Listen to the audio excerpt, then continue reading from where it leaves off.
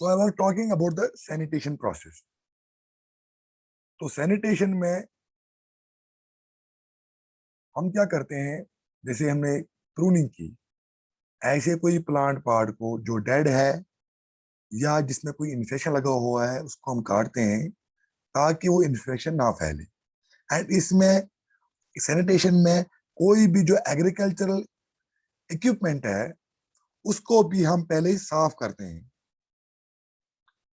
हम उसको wash off करते हैं ताकि अगर इसमें कोई पैथोजन लगा हुआ हो तो वो साफ हो जाए और वो पैथोजन ना फैले। जैसे हम क्लोरीनेटेड वाटर से हम कंटेनर्स को वॉश करते हैं, इसी तरह अगर स्टोरेज हाउस है उसको हम पहले साफ करते हैं ताकि जो इनोकुलम है वो खत्म हो जाए और इन्फेक्शन ना फैले। तो जितने भी एग्रीकल्चरल टूल्स हैं या जो इंसान काम करता है वो अपने हाथों को साफ करता है। एंड इसी तरह अगर प्लांट में कोई इन्फेक्टेड इन्फेक्टेड पार्ट हो उसको हम प्रून आउट करते हैं ताकि इन्फेक्शन ना फैले। ये सारे एक्टिविटीज आते हैं in the sanitation. Now coming to one more cultural method where there is amendment of the soil by the organic manures. इससे पहले है creating conditions unfavorable to the pathogen. अगर कोई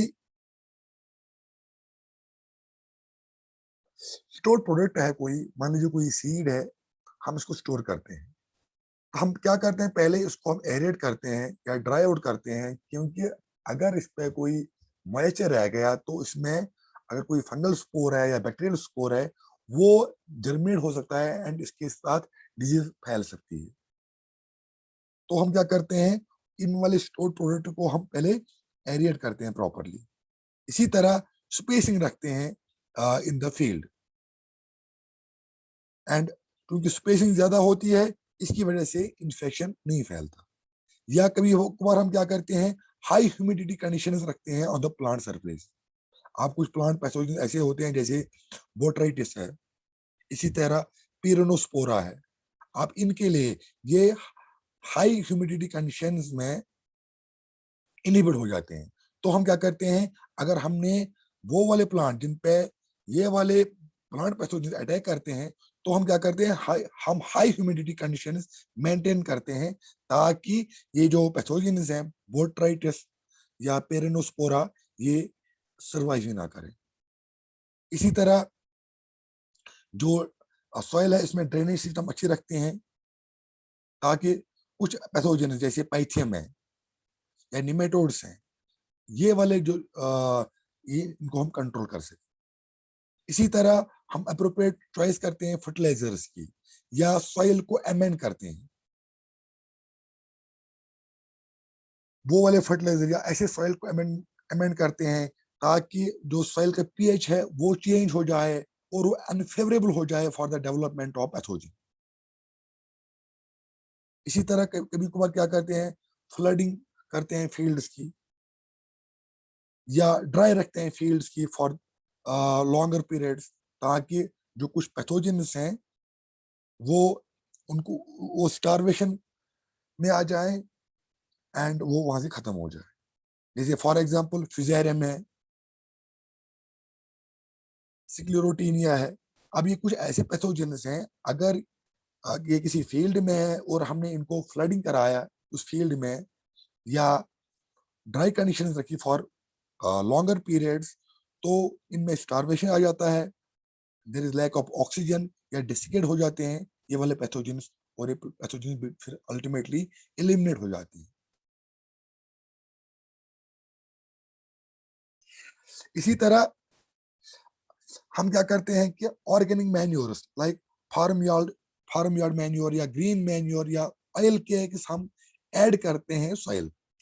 अब इन मैन्योर की वजह से क्या होता है कि मान लीजिए कोई प्लांट पैथोजन है ये सॉइल में है एंड कुछ ऑर्गेनिज्म ऐसे हैं जो इन पैथोजन्स के खिलाफ काम करते हैं, इनको हम बोलते हैं एंटागोनिस्टिक माइक्रो ऑर्गेनिज्म।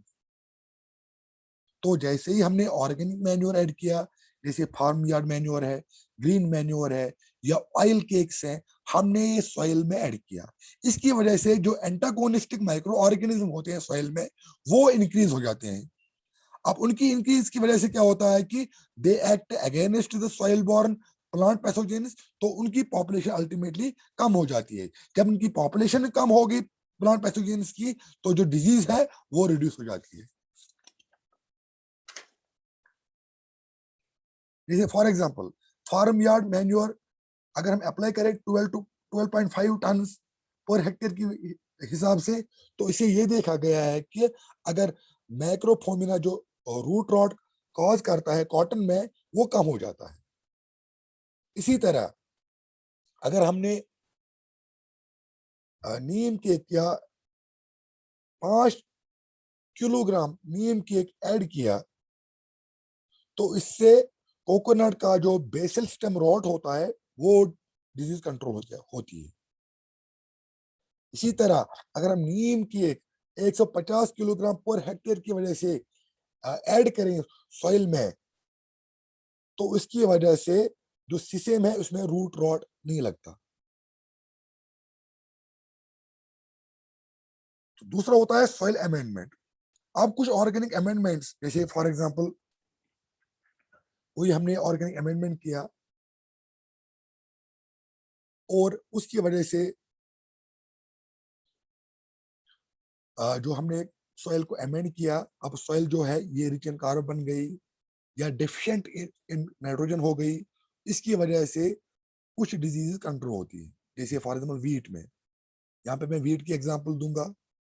अब वीट में अगर हमने सॉइल अमेंडमेंट किया, ऑर्गेनिक अमेंडमेंट किया, तो अगर उस अमेंडमेंट में जो सॉइल है वो कार्बन रिच हो जाती है और जो नाइट्रोजन कंटेंट है वो कम हो जाता है।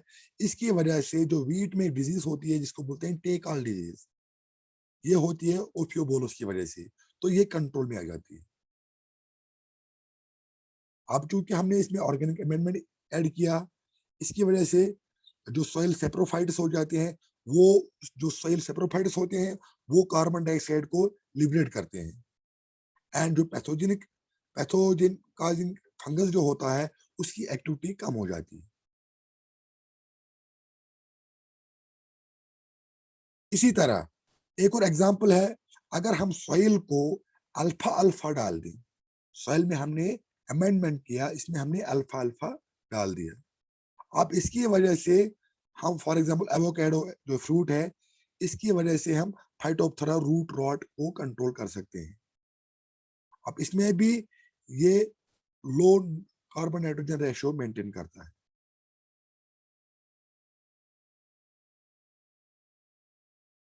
एक और एग्जांपल है पीर रूट रॉट। पीर रूट रॉट को हम कंट्रोल कर सकते हैं अगर हमने क्रूसिफेरस जो जो क्रूसिफेरी फैमिली से जो प्लांट्स है उनका हमने रेजिड्यू ऐड किया सॉइल में। तो ये कुछ ऐसे एग्जांपल्स हैं जिसमें हम सॉइल को अमेंड करते हैं ताकि जो सॉइल बॉर्न पैथोजन है वो कंट्रोल में आ जाए। And the last one is ploughing. जैसे हमने हार्वेस्टिंग की, तो हार्वेस्टिंग के बाद हम यूजुअली क्या करते हैं कि हम प्लो करते हैं या किसी ट्रैक्टर ट्रैक्टर से यूजुअली हम करते हैं, तो उसकी वजह से भी हम डिजीज को कंट्रोल कर सकते हैं। अगर हमने जमीन को खोदा ट्रैक्टर से लेकिन बहुत डीप तक, जिसको हम बोलते हैं डीप प्लोइंग, तो इससे क्या होता है कि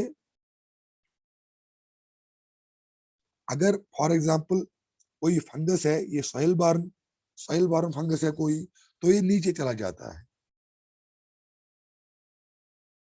या इसी तरह फॉर एग्जांपल कुछ ऐसे इंस्टेंसेस हैं जहां पे प्लोइंग की वजह से कोई फंगल प्रोपेग्यूल हो, सिक्लोरोटिया हो या कोनिडिया हो, तो वो क्या करते हैं, वो ऊपर आ जाते हैं। जैसे वो सरफेस पे आ गए, तो वहां पे चूंकि टेम्परेचर ज्यादा है, सनलाइट ज्यादा है, तो वो खत्म हो जाती है। तो ये कुछ ऐसे एग्जांपल्स हैं जो प्लोइंग की वजह से हम डिजीज को कंट्रोल कर सकते हैं। इसी तरह अगर हम फॉर एग्जांपल सॉइल को 20 सेंटीमीटर तक फ्लोइंग करें, खोदें ट्रैक्टर से या किसी और इम्प्लीमेंट या किसी और एग्रीकल्चर टूल से, तो ये देखा गया है कि जो ग्राउंड नेट है उसमें ब्लाइट डिजीज कम होती है। तो ये कुछ ऐसे इंस्टेंसेस है कि जहां पे हम फ्लोइंग की वजह से किसी प्लांट डिजीज को मैनेज कर सकते हैं। So these are all the cultural methods which are used to manage the disease in plants. Thank you very much. And if you have got any question, you can ask. चलिए इंशाल्लाह अब next class में हम chemical methods पढ़ेंगे, and then we have got lastly biological methods. Thank you very much.